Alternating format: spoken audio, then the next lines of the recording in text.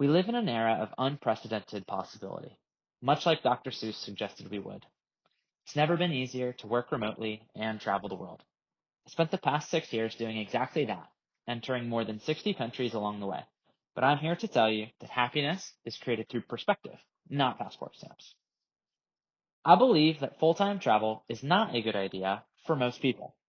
The digital nomad lifestyle is often glamorized, and while there are perks, a common complaint is loneliness. All humans require meaningful relationships, and those can be difficult to maintain while on the road.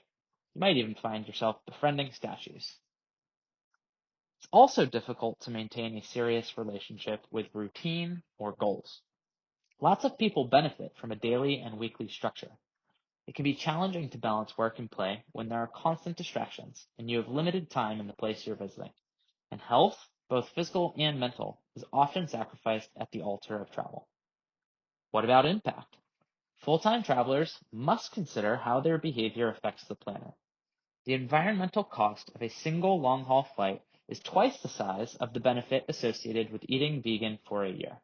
And imagine how else those travel funds could be used to benefit causes and communities. Not all who wander are lost, but many are. Full-time travelers, like kids, often have a childlike spirit. And while that comes with a sense of awe and wonder, it often correlates with a lack of direction or purpose. Meaning is found in contribution, and full-time travelers generally are not focused on that. Nomads are often searching for greener pastures, but that energy may be better spent watering the grass where they are. Like most things in life, this is about mindset. People get caught in a loop of seeking external fulfillment rather than cultivating internal contentment and satisfaction wherever they are. In the words of Confucius, no matter where you go, there you are. Travel, like many addictions, is birthed in escapism. We restlessly chase happiness through experiences. But make no mistake, your shadows always follow you. The most rewarding place to travel is inward. It's often said that fortune favors the bold. However, most proponents of that belief ignore the fact that misfortune also favors the bold. There's a survivorship bias in nomad culture because people are only sharing their highlight reels, not their struggles. In truth, life on the road can go sideways very quickly.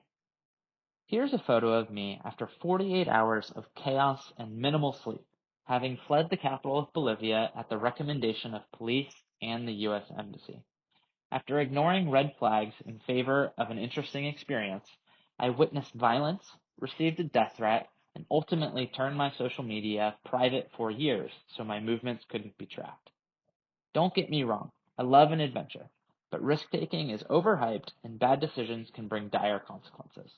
There's wisdom in caution and critical thinking, especially when living in an unfamiliar land. My frightful experience in Bolivia was not the only time I found myself in a precarious situation abroad. Travel cannot make you happy, but gratitude might. Neither travel nor gratitude is a panacea for life's woes, but gratitude is available 24/7 in unlimited quantities and costs nothing. It works for people of all ages and stages in life, regardless of their external circumstances or adversities. My friend Avens is a good example. Born and raised in Haiti, he has endured painful acts of racism, life-changing natural disasters, and gang warfare that displaced his family. Yet he's among the most cheerful people I know. Avens focuses on what he can control, savors the simple pleasures in life, and recognizes there's always something to be grateful for. Jack is another great example. His toothy smile, positive attitude, and inner peace defied the late-stage cancer in his lungs. He cherished the experiences he had, rather than focusing on the ones he'd miss. If he were here today, he'd tell you, I have no regrets. My life was great. It's been said that travel is the only cure for ignorance, but travel alone does not accomplish that. It requires curiosity, an open mind, and a desire to meaningfully connect with people. Some travelers don't carry those attributes, and I'll gladly pick on stereotypical Americans who are notoriously loud and ignorant to other cultures. We must follow the example of a curious cat and tap into our senses without judgment. Smell the local spices, taste the local cuisine, feel the local breeze, see the local waves, hear the local ideas. This kind of exploration can cure the worst cases of ignorance. And there are infinite outlets for curiosity. In today's day and age, you can do it from anywhere without needing to travel. Open a book, talk to a stranger who looks or sounds different at the local cafe, browse the internet, lose yourself in a documentary. Heck, step into augmented or virtual reality. The world is your oyster. In my experience, travel is actually not the best form of education. Love is. I've fallen in love 3 times, and each one taught me more than the last. Love teaches me empathy, patience, vulnerability, selflessness, and so many other delicious virtues. Love is a mirror that can turn your world upside down, for worse or for better.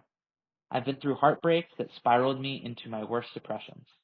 I've also experienced healthy, nurturing love that's allowed me to be 100% my authentic, weird, and silly self. I am grateful for both. This is my favorite human. Her name is Nicole, and she's in the audience today. I know my personal growth and fulfillment are greater with her, settled here in Cape Town, than it could possibly be if I were still traveling. I've never been happier to stay in one place. As the Beatles said, all you need is love. As my time with you comes to an end, I'll encourage you to take my advice with a grain of salt. I did, after all, travel for 6 years, and might pick up my backpack again someday in the future.